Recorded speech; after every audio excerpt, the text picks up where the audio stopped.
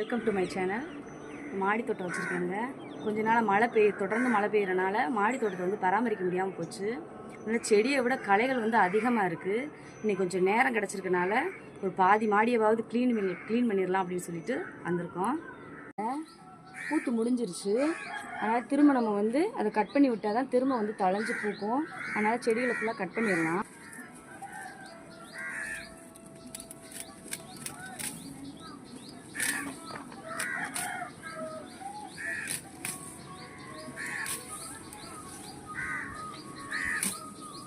பண்ணி விட்டோன்னா ஒரு வாரத்தில் திரும்ப தழைஞ்சு நல்லா நிறைய பூக்க ஆரம்பிச்சிடும். அதனால் அப்பப்போ பூத்து முடிஞ்சோடனே இதை கட் பண்ணி விட்டுருவேங்க எப்பயுமே. இங்கே பாருங்கள், நம்ம மாடி தோட்டத்துக்கு ஒரு கெஸ்ட் வந்துருக்காங்க. வாங்க யாருன்னு பார்க்கலாம். பச்சை கலர் ஓனாங்க. நிறைய இருக்குது செடிகள். இவங்க வந்து நிறைய தெரியுறாங்க. சங்குப்பூ செடி எல்லாத்தையும் நம்ம கட் பண்ணியாச்சுங்க. இப்போ இதுக்கு வந்து உரம் போட்டுக்கலாம். ஏற்கனவே இதுலேருந்து உதிர்ந்த இலைகளே வந்து இதுக்கு சத்து தான். நம்ம அதிகப்படியான சத்துக்கு வந்து பல தோள்களையும் முட்டைக்கூடையும் அரைச்சி வச்சு ட்ரை ஆக்கி அரைச்சி வச்சுருக்கிறேன். இந்த பொடியை வந்து அதுக்கு வந்து கலந்துக்கலாங்க.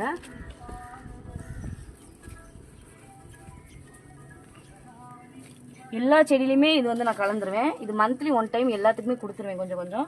அப்போ தான் அந்த பூவும் நல்லா பூக்கும். காய்கள் செடி வந்து காய் நல்லா வைக்கிறதுக்கு இது வந்து உதவியாக இருக்குது. இந்த உரம் போட்டாச்சு. செடியெல்லாம் கட் பண்ணி அதுக்கு உரம் போட்டாச்சு. இப்போ அது இருக்க இடத்த எடுத்து வச்சுட்டு பாட்டெல்லாம் எடுத்து வச்சுட்டு க்ளீன் பண்ணிடுவோம்.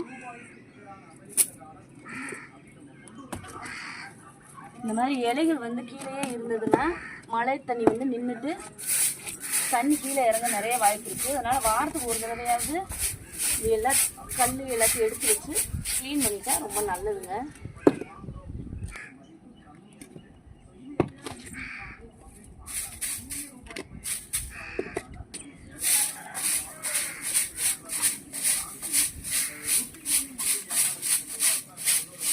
இந்த ஒன் சைடு மட்டும் கூட்டியாச்சுங்க.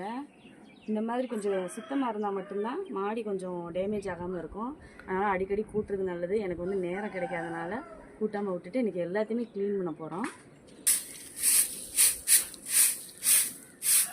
கூட்டி முடிச்சாச்சுங்க. எல்லாத்தையும் க்ளீன் பண்ணியாச்சு.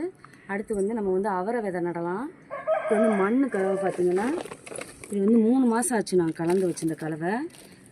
செம்மண், கோகோ பீட்டு, இலை சருகு, வேப்ப முன்னாக்கு, வேர்பூச்சி வராமல் இருக்கிறதுக்காக வேப்ப முன்னாக்கு கலந்து 3 மாதம் ஆச்சு நான் வச்சு.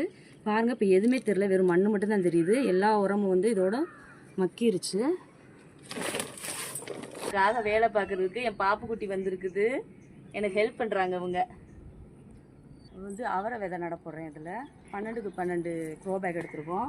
ஏற்கனவே இதில் வந்து சின்ன சின்ன ஹோல் போட்டிருக்காங்க. மழை அதிகமாக பெஞ்சிச்சுன்னா இதில் வந்து அவ்வளோவா தண்ணி போகாது. அதனால் நம்ம சின்னதாக ஒரு 2 ஓட்டை போட்டுக்கலாம்.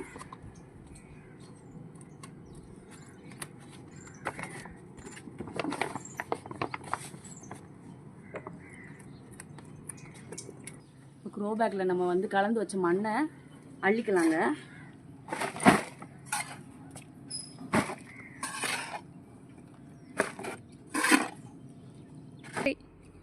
செடி அவரை விதைங்க. இப்போ நம்ம செடி அவரை விதை தான் அந்த க்ரோ பேக்கை மண் அள்ளி வச்சதில் வந்து நம்ம நட போகிறோம்.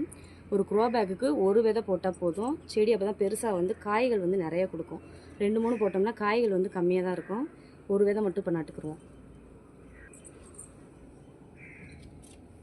லேசாக மழை தூரிட்டுருக்கு. அதனால் இந்த விதை வந்து சீக்கிரம் நல்லா முளைச்சிரும்னு நினைக்கிறேன். நான் விதை போட்டாச்சு. இதுக்கு வந்து கல் ரெடி பண்ணி வச்சுருக்கேன். அது மேலே தூக்கி வச்சுருவோம். கீழே வச்சுருந்தா தண்ணி வந்து மழை தண்ணியெல்லாம் கீழே இறங்காது.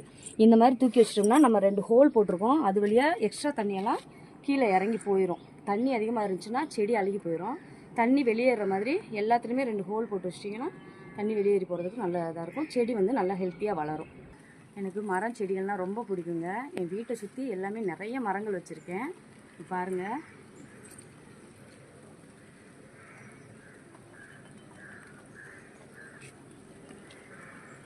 இப்பட்ட மரங்கள் வந்து வீட்டை சுற்றி வச்சுருக்கேன். நிறைய பழ மரங்கள், தென்னை மரம், வேப்ப மரம் நிறைய வச்சுருக்கேன். அதை வந்து ஒரு நாளைக்கு ஃபுல் வீடியோவை போடுறேங்க.